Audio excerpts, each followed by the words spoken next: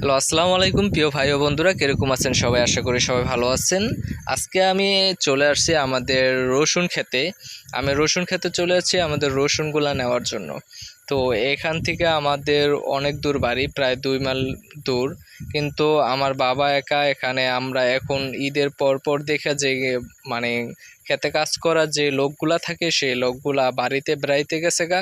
এখন আমাদের বাজারে ওই লোকগুলা আমরা পাইতেছি না, তাই একা একা আব্বু আর অনেক কষ্ট হইতাছে। এই কারণে আমি একটু রসুন নিতে আসছি। এখন এই যে দেখতেছেন রসুনগুলা উঠানো হয়ে গেছে।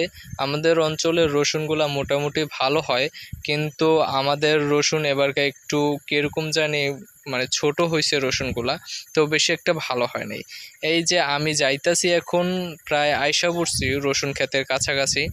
তো আপনাদের দেখাই, এই যে এই রসুনগুলা দেখতেছেন, এই রসুনগুলা কিন্তু আমাদের অরিজিনাল একদম পিওর দেশি। এই জায়গায় কিন্তু কোনো ধরনের ভিটামিন বা কোনো ধরনের কিছু দিয়ে রসুনগুলাকে উৎপাদন করা হয় না। এগুলা যেহেতু একদম পিওরভাবে উৎপাদন করা হয়, সেহেতু বলতেছি এগুলো একদম পিওর।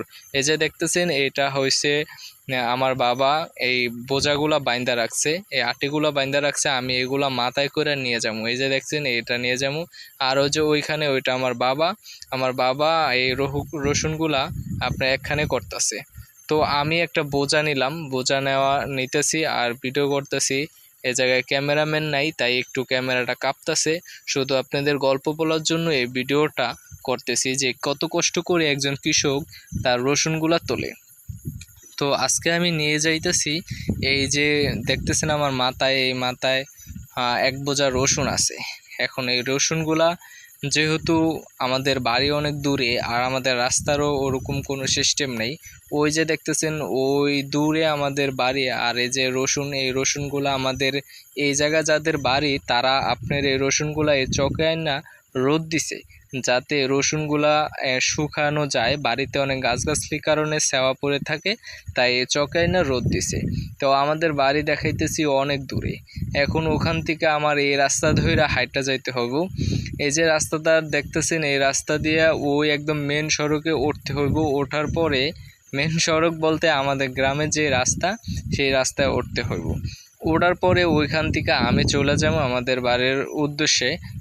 আমাদের এই ক্ষেতটা একটু দূরে, এই রসুন ক্ষেতটা একটু দূরে, কিন্তু এখান থেকে প্রায় 2 মাইল দূর হবে। দেখতেছেন এই বোঝা নিয়ে অনেক প্রচণ্ড রোদের ভিতরে অনেক ঘাম আসে। আমি দেখাইতেছি আমার মাথা দিয়ে কীভাবে ঘাম পড়তেছে। তো ভালো মতো ভিডিওতে দেখা যাচ্ছে কিনা জানি না। তবে এই যে দেখতেছেন, অবশেষে আমি এই চক থেকে আমাদের বাড়ির যে রাস্তাটা, ওই রাস্তার দিকে আমি উঠতেছি। ইনশাল্লাহ আশা করি এবারকার রসুন যতই ছোট হোক না কেন, ফলন ভালো হবে আল্লাহর রহমতে। তো আমরা এখান দিয়ে যাচ্ছি, কিন্তু আমার একটা এই বিষয় হয়েছে, এই যে আমাদের যে রাস্তাটা দেখতেছেন, এই রাস্তাটা যদি অন্ততপক্ষে 30 ডালাই থাকতো, তাহলে আমরা এখান থেকে আমাদের নিজস্ব যে ভ্যান গাড়ি আছে, সেই ভ্যান গাড়ি দিয়ে নিয়ে যেতে পারতাম। এই যে আমাদের বাড়ির কাছে চলে আসি। আমাদের বাড়ি হয়েছে, এখন আপনাদের দেখাইতেছি, এই যে দেখেন আমাদের বাড়ি। ওইখানে আরও রসুন কিছু আয়না রাখছি।